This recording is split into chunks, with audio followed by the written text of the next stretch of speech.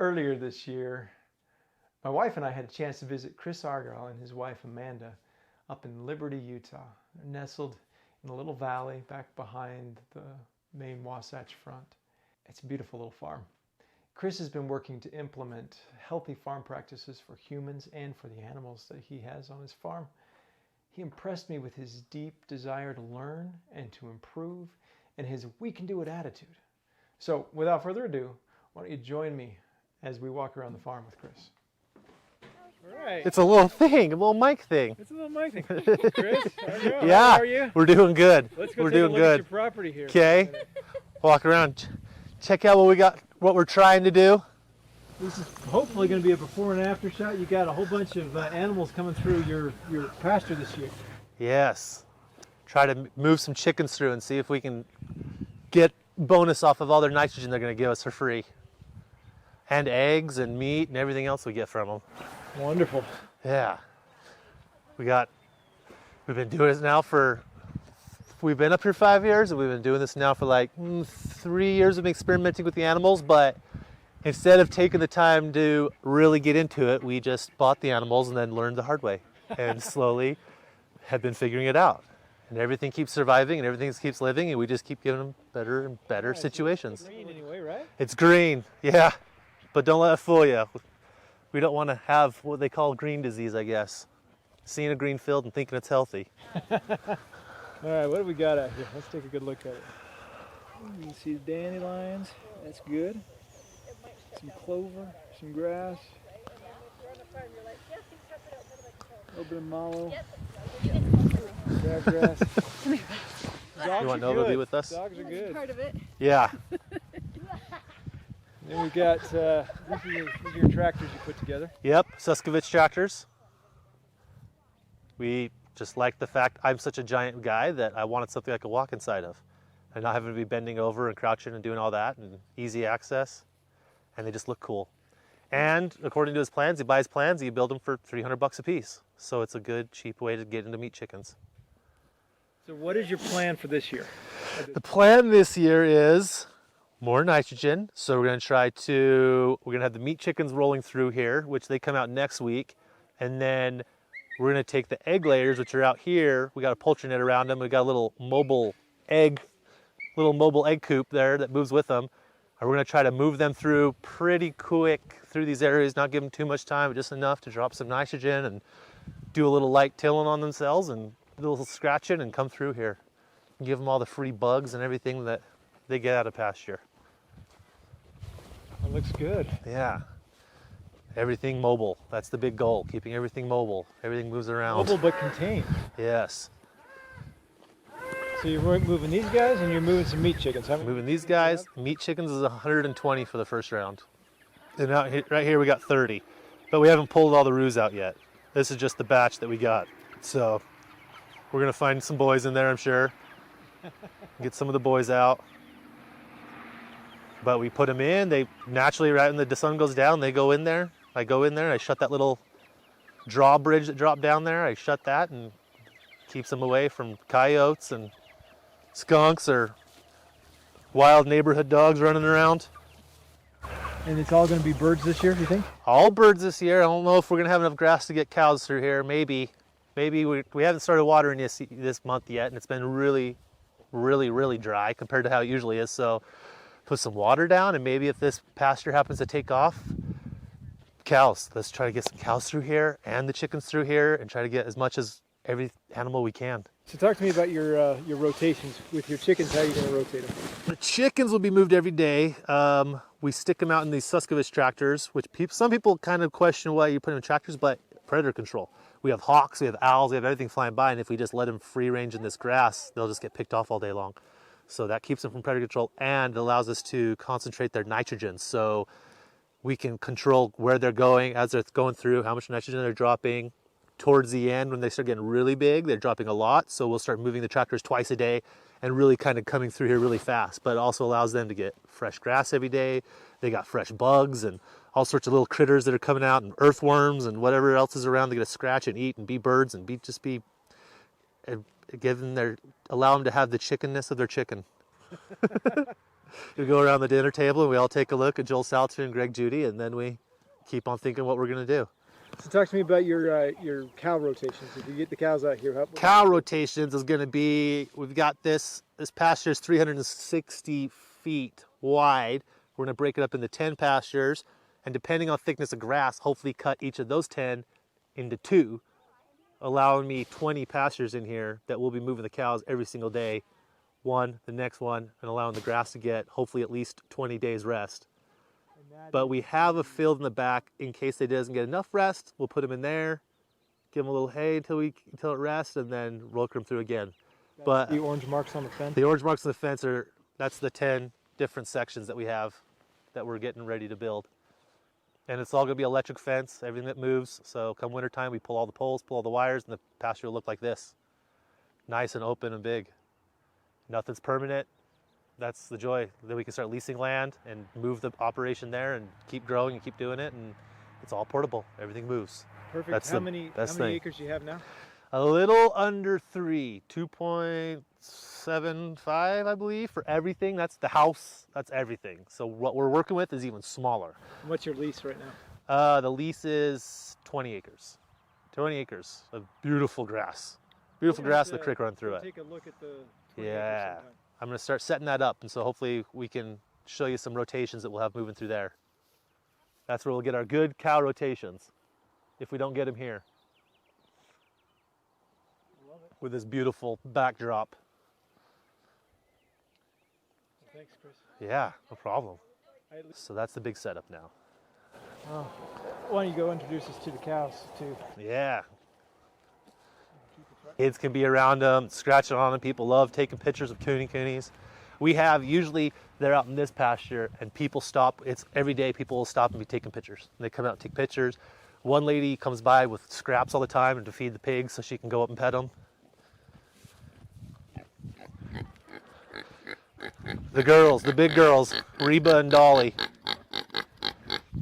And this is a barn cat, Socks, that's really adapted to the pigs. So this cat follows the pigs everywhere and sleeps with the pigs. The pigs cuddle up with each other and they come and the cat sleeps with them.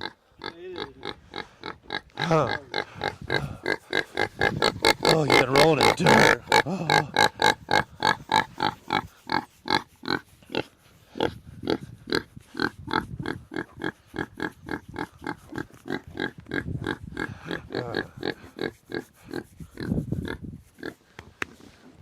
Reba and Dolly.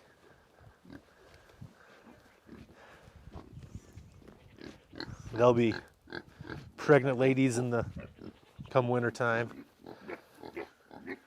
giving us little piglets in the spring. But this breed is so fun.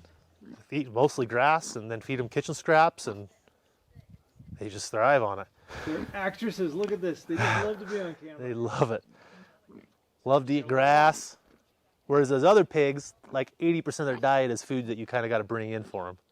But these guys just grass and food scraps. These are the best things for small operations, backyard people, someone who just has a giant yard of grass that would love a little pig to run around, eat grass, and eat food scraps. And when are you going to have babies for everybody that wants them? Next spring we will. So we actually already had people calling us and wanting to put deposits down to get piglets because, yeah, they're fun. But they're pigs. Just remember that. You don't want just one because they're social animals. They'll get sad if they're all alone. Maybe that's just my hippiness coming out of me. But we don't need sad animals. We don't need sad animals. It's the truth. Yeah. Plus, pigs perform better when there's two. If there's one, they won't eat as well. If there's two, then they feel like they have to compete for the food, and they'll eat better and put on weight better. And they're happier. They're happier. Lower stress. Oh, Keeps curly the tails. hormones better. Got those curly tails. You know they're happy. All right, and where the cows go? They inside? Cows are walking around out back there, I'm sure.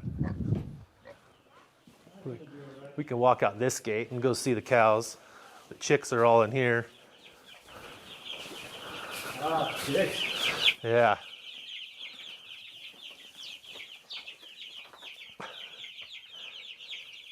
Still keeping them warm. These cold nights. It's supposed to hit 30-something tonight again. But they've been doing good. We've been doing the deep bedding on it. Give them a little magic water when they first get here. Do a little water mixed with some garlic and some honey and a few things, and that gives them a little boost when they get here. And What kind of losses have you had so far? We had 6 at the beginning, but my wife discovered it was because all the heaters were pushed up against the wall and they were crowding and there wasn't enough ventilation coming. They were overheating. So we spread the heaters out and nothing's happened since. When we first heard about meat chickens, we heard about a pretty large loss that you can expect. The first year, we only wanted to do 90, so we ordered 120, and 115 made it through. And That's how it goes. then the second batch was about the same, so then we accounted for that. And then this batch came, and we lost 6, which is the most we've lost so far. But my wife, discovered it was just airflow. They weren't getting good airflow, and that was it. They're starting to scratch, and they only got another week in here, and then they're gone. Yeah, Back out to grass. Yeah. Looking Starting to good. get little feathers in. They were little cotton balls. They're putting on the weight fast. And these are your These are the all random free range and egg layers. big layers. The black and white, this one here she's been here the longest and she survived multiple coyote attacks. She survived a raccoon that came in here and decimated about 20 something birds. She's disappeared for a week after an attack. We thought she was dead and she showed back up and she's a survivor. The cows are right here. Breed, Irish Dexter. So these are dual purpose cows, milk or meat. They're small. These cows right here are 4 years old. They don't get super big. They're really docile. They're known for how docile they are. My daughter plays with that baby cow like it's a dog. She sits out. In fact, that's why we decided to get the last dog, because I came out and she was reading stories to her baby cow and telling it everything forever, so we got her a dog. But they're docile. Milk, A2A2. They're a heritage breed, so they carry A2A2 milk, which is really, there's a lot of stuff, people saying that's a lot of people that can't handle milk can handle A2. It's better for your gut. It's doesn't have that. A lot of the milk you buy in the store is A1 or an A1 kind of variant of it, and they say that's why so many people these days, you hear about lactose intolerance on so many more people now than you ever used to hear of some years ago. And now we're finding this A2A2. These guys are A2A2. We found out the owner didn't know that they were. We bought them from him and took a chance and sent some hair to the University of Texas or Texas A&M, and they came back A2A2. So they gave birth to a little heifer and a little bull this year, and we got another A2A2 bull showing up to have some honeymoons with the two of them. I'm getting going, but we've been so happy. I mean, this breed is just the most docile breed. My little girl comes out and rides on these cows. The calves, obviously, you don't get too many baby cows that are like that. No. Coming up and following you everywhere and licking on you. That's the heifer, that's the girl. We were around when she was born. We carried her around and stuff, and so she's really friendly. We weren't here when he was born. I wonder if that's a little bit why he's a little more flighty. Or maybe he knows he's bound for a freezer. So he's just not wanting to get too close with us. And then this is our giant pile that we cleaned out from the barn this year. We're going to test it out and see if we can add a bunch of green to it and see if we can make compost.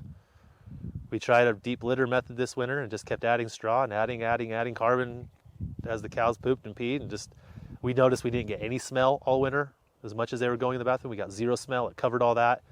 It seemed good. So Fertilizer maker, right? Yeah, we're happy with these guys. We keep joking that maybe we're going to enter this one and have my daughter ride him in the 4th of July parade up here, since everyone rides horses. We'll have the different girl riding a cow. But yeah, friendly. Which is what we love, happy animals. There's definitely, when you move the meat chickens, and it's so fun to stand on that road and you just see that dark green strip behind them. It's just like the coolest thing to see it's like instant gratification for your work. And look at the background. That's the other thing I got to say. Yeah, the views don't suck working in these fields.